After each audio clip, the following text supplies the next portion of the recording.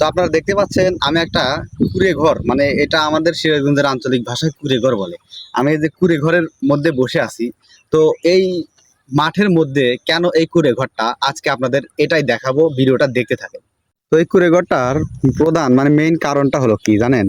এই যে দেখতে পাচ্ছেন না, এই যে একটা পুকুর, এই যে একটা পুকুর, ছোট্ট একটা পুকুর। তো আপনারা পুকুর দেখতে পেলেন। এই পুকুর মাছ চাষ করার জন্য এই পুকুরে এখানে এই কুড়ে ঘরটা তোলা হয়েছে। তো আপনারা এখন বলতে পারেন যে মাছ চাষ করার জন্য কেন এখানে কুড়ে ঘর তুলতে হয়েছে। তো এই পুকুর থেকে যেন রাত্রিবেলা মাছ চুরি না হয়, এখানে পহর দেওয়ার জন্য পহরাদার এখানে থাকে রাত্রিবেলা। তো আমি অন্যান্য জেলাতে দেখেছি অনেক অনেক জায়গা জমি জুড়ে তারা মাছ চাষ করে, ওখানে কিন্তু পহর দিতে হয় না, কারণ ওখানে এগুলো অ্যাভেলেবেল। আর আমাদের এখানে মানে হঠাৎ হঠাৎ অনেক দূর, মানে অনেক গ্রামে দেখা যায় যে পুকুর নাই। আমাদের এখানে সচরাচর নদীর মাছই বেশি চলে। তো সেক্ষেত্রে এখন মাছের দাম বেশি, সবকিছুর দাম বেশি। তো এখানে একটা